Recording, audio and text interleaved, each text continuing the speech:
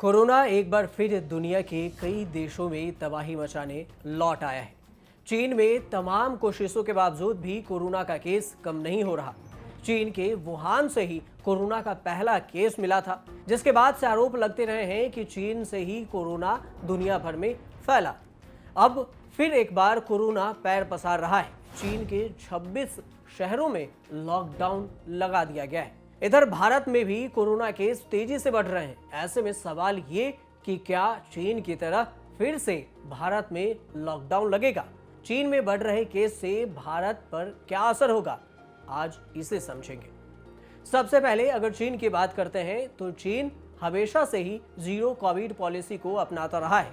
इसके बाद भी कोरोना संक्रमण को काबू करने में नाकाम साबित रहा। जीरो कोविड पॉलिसी का मतलब है कि एक भी कोरोना का केस छूटना नहीं चाहिए। चीन के 26 शहरों में लॉकडाउन लगा दिया गया है। 21 करोड़ की आबादी घरों में कैद है, जिस कारण कई कार्यक्रमों को भी रोक लगा दिया गया। चीन के पिछले 73 साल के इतिहास में पहली बार 1 मई को मजदूर दिवस का आयोजन नहीं किया गया।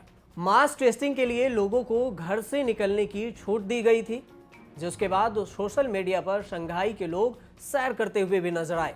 सुपरमार्केट में भी सामान खरीदने के लिए लाइनों में दिखे, जिसे फिर से खोलने की अनुमति दी गई थी। असल में चीन में नए वेरिएंट को कंट्रोल करने के लिए मास टेस्टिंग शुरू की गई थी।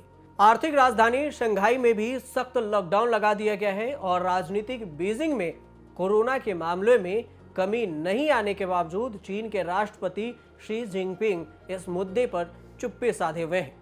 अप्रैल के दौरान जिनपिंग ने कई सार्वजनिक कार्यक्रमों में शिरकत की, लेकिन कोरोना और लॉकडाउन के बारे में उन्होंने एक शब्द भी नहीं दिया, एक बयान भी नहीं दिया।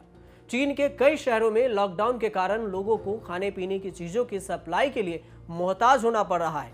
राष्ट्रपति शी जिनपिंग ने पहले लगभग 75 लाख सरकारी कर्मचारियों को राहत सामग्री वितरण करने और अन्य कामों में लगाया था, लेकिन सरकारी कर्मचारियों की संख्या में कमी आने लगी और इसके बाद अब कम्युनिस्ट पार्टी के लगभग 50 लाख कार्यकर्ताओं को भी मैदान में उतार दिया है।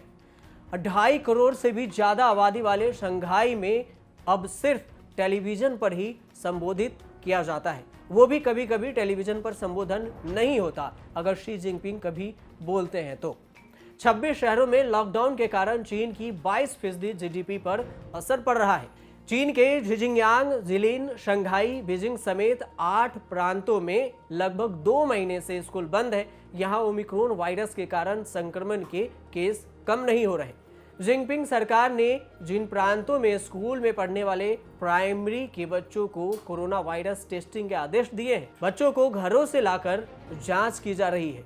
सोचिए ये कितना सख्त वहां पर कानून बनाया गया और ये आदेश दिया गया है। लेकिन वहीं भारत की बात करें कि क्या चीन की तरह भारत में भी लॉकडाउन लगाया जाएगा? अगर इसकी बात करते हैं तो पिछले 24 घंटे में भारत में 3,205 नए कोरोना केस दर्ज किए गए।